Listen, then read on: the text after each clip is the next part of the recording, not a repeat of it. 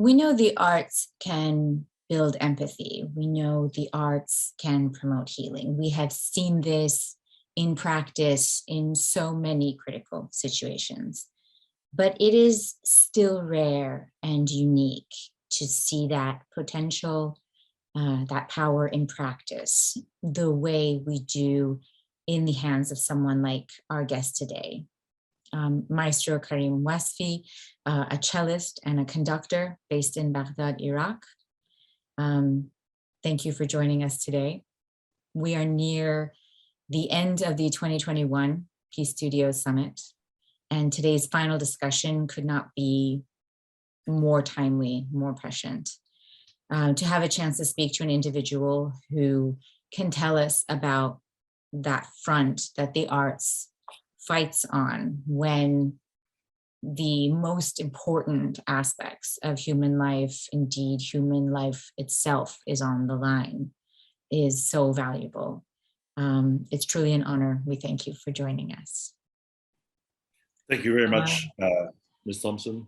I appreciate it, and I'd like to thank everyone else for the opportunity and the interest in sharing and in creating this awareness. Also, I commend you for your work and the commitment and dedication towards peace and humanity, and a cause of our species now. It's not anymore a cause of circumstantial impact of instability around the globe. So thank you for having me over in our discussion. Thank you. I want to start by setting the stage a little bit for the audience about what it might be like to be Maestro Karim Wasfi. You've performed in some of the most beautiful venues in the world, to some of the largest, most appreciative audiences of the arts. Yet some of the most profound and impactful work you have done has been at the site of death and destruction and loss, to sometimes small gatherings of people who are grieving or who are mourning. Can you tell us what it might be like? We can imagine what it might be like to prepare for a large stage, but what is it like to prepare for an audience or a venue like that? There's a strange, thin threshold between perception and reality in some cases. And to a greater extent, we realize the inevitability of death and how things evolve from life to death. But however, the main focus was towards, through time, creating a field of interdependence and connectivity, creating a field to transcend beyond the obstacles of now, the moment in which the very essence of our existence would be at risk, within the core of who we are as species, within the molecule. When you have an improvised means of death and killings in many different ways for many different reasons, there's, on the other hand, to create the equilibrium and then to transcend beyond that and to overcome it, I believe we have to, we ought to consider areas of beauty, creativity, and perseverance and dedication to life, despite the inevitability of death, leaving nothing for fate or destiny to be the only pillars of how we exist and why.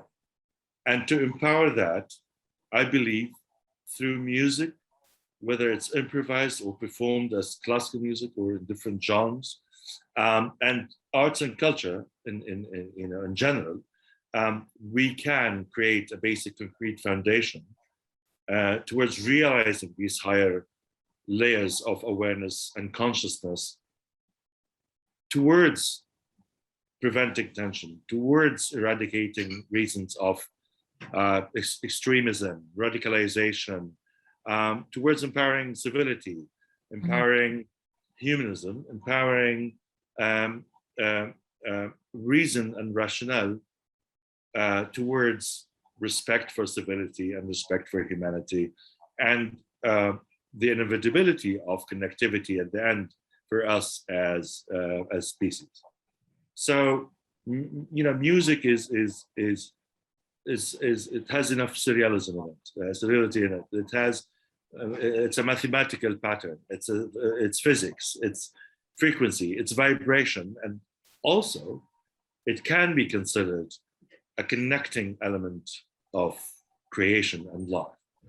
So I would be courageous enough to try and confess that I have at some point lost the relevance of time between these two situations in which you have adequately described being at a concert hall conducting or performing my cello, somewhere geographically and circumstantially where things would be considered normal, so-called normalcy to be experienced, as opposed to somewhere else in the world where you don't know when the next car bomb is or where the next incident is.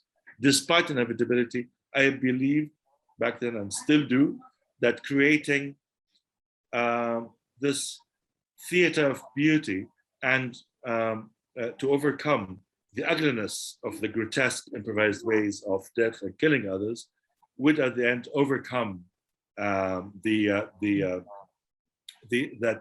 negativity and toxicity of resolving disagreements through killings and wars. I do believe peace is real. This is not a shy approach. People think wars are always profitable. I believe peace is, and profitable sometimes gets misconceptualized. But the best element of this whole argument is the human itself as species, and to empower self-realization, self-conceptualization, expression, and belief in self, and then belief in this holistic approach, then again, music and arts and culture are the best, one of the best, I would say, means of achieving. Because you do directly believe that that music, and you have essentially been using music as a form of diplomacy, I guess, against, maybe to put it mildly, diplomacy against radicalization and the kinds of mindsets that produce violence. Do you see it really as self-society focused, or do you feel like you are confronting directly a mindset through the music? Interestingly enough, I would think both. Now, pertaining to society, I do believe in societal engagements, immersive, transformative experiences in which we promote and actually manifest and materialize and facilitate. And these are not limited to performances.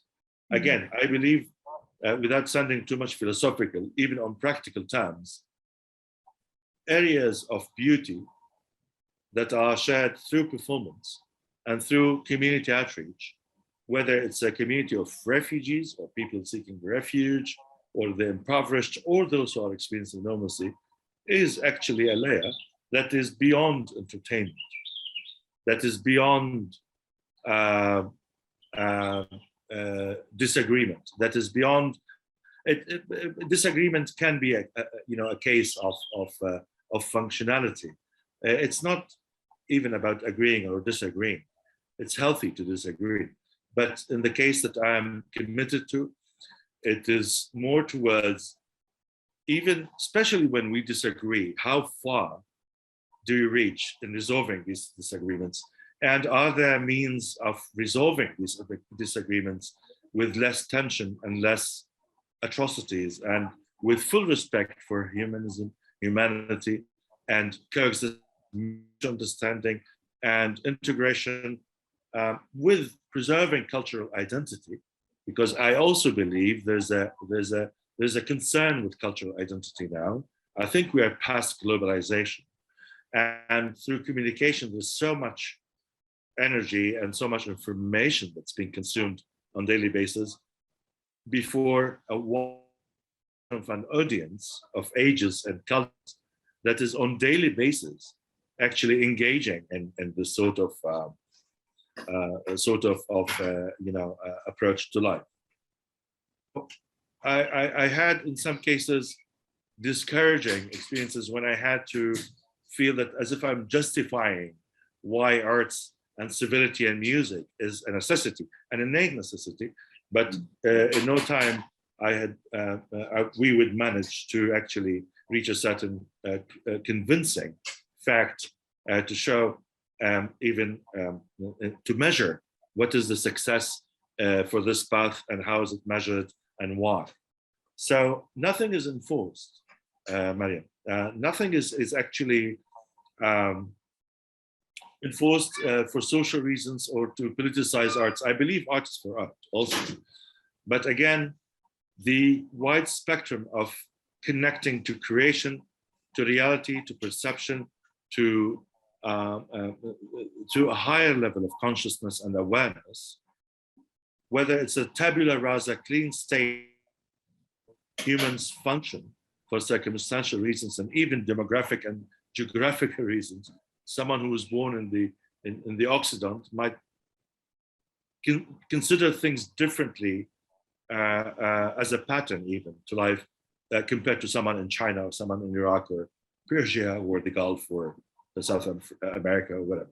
So basically, again, to transcend beyond all of that, I consider music as a universal and global language that is resonant enough at the level of self and self-expression, and also transcends beyond the obstacles of differences, whether cultural or conceptual. But still, it still seems like even within the framework of globalization and music, it's still, you know, your creative energy that is growing and being nurtured in the environment that it is in. And I think there's something that's so particularly profound about something like a string instrument like the cello, which is such a delicate and elegant instrument. And developing that skill in a place like Iraq, even before the war, even before the successive years of sanctions and the hardships. Which war? Which war? The Iran-Iraq war, and then the war. Right, exactly. Successive years of brutal destruction, just the brutalism of the austerity of the sanctions and the multiple wars, to develop the skill of an elegant instrument, and then to bring that instrument as you do into places of brutal violence. It still must have, do you see a vein of creativity that is so unique to an instrument that has developed, or music or a sound that is developed in that environment specifically? So as a non-therapeutic approach, and if we consider just the, with enough authenticity and simplicity as an approach to life, believing at a level of connectivity to the subconscious that is actually, that can be even reprogrammed, I believe, through what sound can create within the symbolism of how people form memory and how they function, and then hence how would they function in a battle or during a war or somewhere where they have never been exposed to violence. What are the things within the molecule, within the core of how we are, within the cell of someone sitting at the Peace Studio now somewhere, or someone listening or watching us in New Zealand or Australia or Baghdad or Tehran or Washington.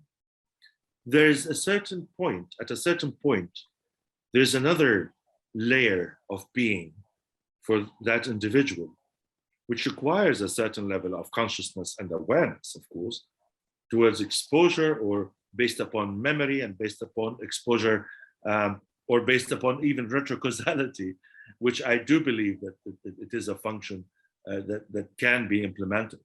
I still believe with a certain level of awareness, as humans or other species, connecting to this concept or manifestation of beauty and delicacy and and the other reality that is non-existent if everything is so violent, then there will be a certain pattern that we can adopt within self, and that we can share horizontally and vertically. And what I mean by that is the different societal levels of awareness and knowledge and consciousness. I have seen it with people who are seeking refuge, escaping Mosul, when someone had just escaped, not even Armageddon. It's almost like a judgment day. That people were leaving. I was there at some, during the liberation, not too far from the old city. And I have decided, I left, I came back then during the operations. I had given a few lectures in the States, and I made sure that I would go back in no time to Mosul, to Nineveh, because of a commitment and dedication that I felt that we should be at least trying to manifest and materialize. And a person who had lost their past, their future, and with total vague present, could recognize that the necessity for music and for sound and for even cello, which I had with me, and the soldiers next to me were in a state of shock, as shocked as the refugees were, escaping the fierce bombardment and the liberation, all this chaos that was there. And they were hopeful and inspired by what they have remembered from one of the earliest performances, with a young girl from Mosul giving me a hug randomly. I thought she was just seeking some sort of to be embraced somehow. She said, "Thank you for coming here," because I was in tears. I mean, this story, I wish I didn't know we were getting into this. I wish some of these soldiers were around, and maybe at some point I will try and find them and get some videos of what they have felt. But people were in a state of belief that commitment to civility that we all share, even if we don't express it, is actually as important as being alive and maintaining and sustaining a certain level of continuity and survivability. So we do survive. We do survive. People, we do survive, in wars and in war zones and in normalcy, going through a lot. People at the end, they manage somehow, we manage somehow. But what are the things that we can actually touch and conceptualize within self beyond Maslow's pyramid in psychology? And how much of that can be manifested unconditionally and unconventionally? We're living the fourth generation of paradigm shift. And this is a political terminology, paradigm shift, but I mean all the shift that we're witnessing now in our generation, living the fourth generation of innovations through technology and AI and robots and so forth, which is great. We had the last 3 generations, and now we're living this era of connectivity and communication. We don't want to lose the human element. We want to maintain that, to protect it, and to empower it towards higher levels of functionality and utilizing the importance even of technology in our lives without so much materialism and greed and radicalization and materialism.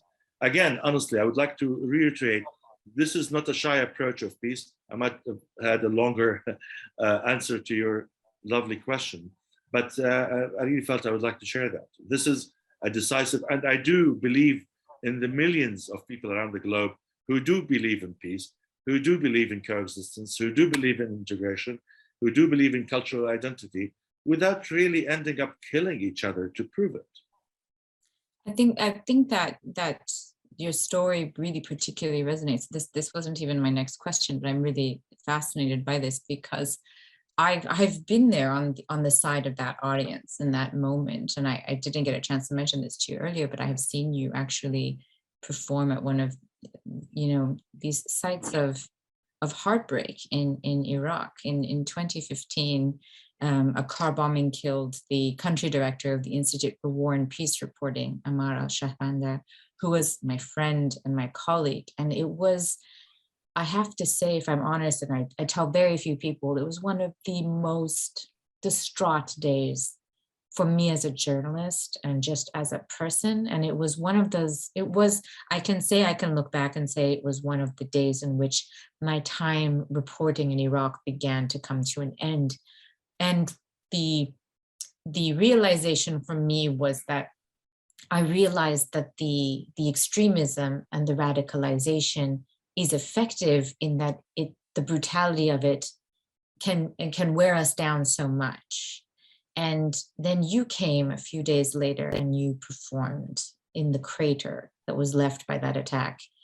And I remember in that moment realizing that it is that thin a thread between giving up and having just one more breath of air to go on a little bit longer. And I wondered in that moment if you're not in a large venue where you can hear the audience respond. You can't hear the encore, the claps, but are you aware at least of the audience that hears you? Can you hear or feel that audience back, even though they're not all there? You brought back Ammar was, late Ammar was a good friend, a dear friend for quite some time. And ironically, prior to that day, he wrote me an email when the first explosion had occurred, and then I had also decided to be there in Mansour and just to defy the obstacles and to challenge extremism. But first of all, to empower life and to empower those who are still alive to believe that there is a way. We could all carry weapons. That's not, in some cases, you probably be forced to consider that as an option to defend yourself and your values. But I believe that doing this, I was not endangering, I was respecting those whom we have lost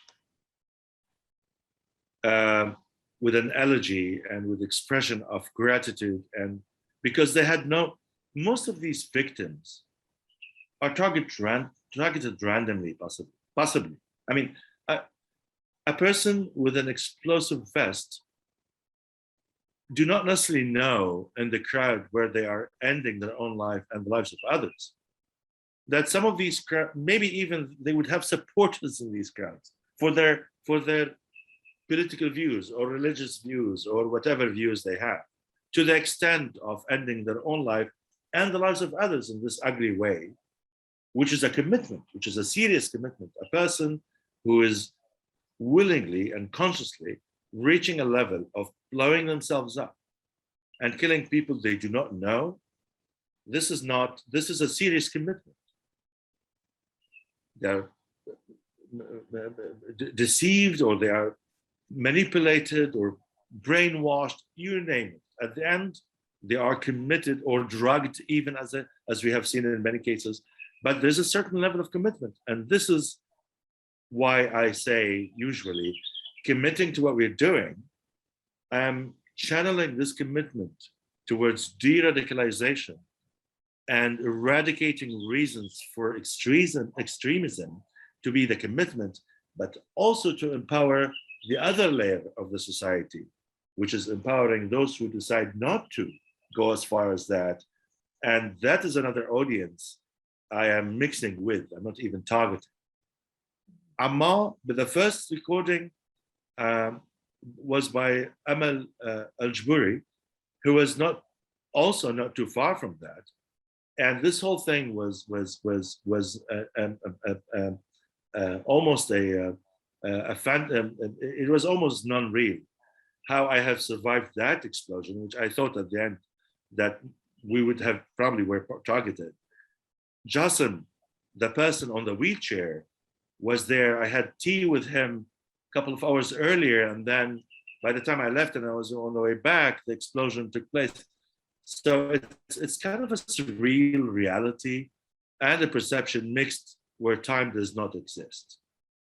And then late Amma wrote me, knowing me as a positive person and defying toxicity and negativity and fighting for things in Iraq and in Europe and the States, and this whole concept of a disciplined approach to how life should be, but without enforcing anyone. It's helping to have a choice and a clearer approach to life and making a decision. He ironically wrote me, and I still have the email. He wrote me, buddy, Karim, it's about time that we share something positive. And I said, yes, Amma, my next performance is definitely going to be something positive, not another elegy. And the next performance was in recognition and respect for his life. With no positive, nothing positive other than keeping our promise that we had, that, you know, no matter what it is, there's a certain level of positivity and belief in civility that we empower, that we will maintain and sustain as long as we are alive. I want to just, I want to ask you what, while we have time, if you can, your experience is so valuable right now when we look at the situation, for example, in Afghanistan, where we see artists destroying their work, or musicians destroying their instruments to protect themselves and their work from the advancing Taliban in their communities. What do you, with the experiences that you've had of having to keep your arts alive under extremely difficult circumstances, what do you think, what wishes and thoughts do you have for them in these moments, in these difficult days? Art does not die. And if beauty is not recognized by radicals, there will be a time when radicalization will end up recognizing beauty and the necessity of its existence. Art will never die. Radicalization, when it's politicized or not, hardships, when they are circumstantial and politicized, I would say political views and ideologies, when they are politicized the way that we have been witnessing in Afghanistan, means that this can come to an end one day, and we would see beauty again rising above it all and functioning. Because beauty might be circumstantial in some cases, because we have to overcome the elements of radicalization, maybe. People have a choice if they believe in the political system now in Taliban without threat or intimidation or monopoly, and if they make choices based upon enough awareness and knowledge of what is good for them and what is not, then that's their choice. But is it really a choice they are making? So consequently, and additionally, I would say, if this was by choice, then people would have a clearer approach to how they want to function and why. I hope it is not necessarily the case, and people would have a choice in choosing what is better for them, that is not based upon radicalization and extremism. And art never dies. Maestro Wasfi, I do not think we could adequately thank you enough, not just for today, but for all the work that you do. It was an extremely challenging subject to really kind of get our fingers around and to grasp within the framework of a program like this, but I really feel like you did a lot for us in this time to get us to understand just the scale of the work that you do. We're truly honored again that you joined us today. We can't thank you enough. And I assure you have a larger audience than you can possibly imagine, all sending blessings and well wishes for your continued work, and waiting to see what beautiful positivity you bring next. Thank you for joining us. Thank you, ma'am. Thank you, everyone. And never give up. Continue and do believe in self, and do believe in positivity. This is for our listeners also, and do believe that this is also a never-ending commitment and dedication and responsibility and obligation as well. It's a moral one and a personal one before the populace, and we will always be committed. Beyond it is therapeutic, it is educational, it has knowledge and connection towards a future that we seek, and hopefully lessons to be learned from our past and the past of others. Thank you very much all for having me over, and I do wish you likewise blessings and success.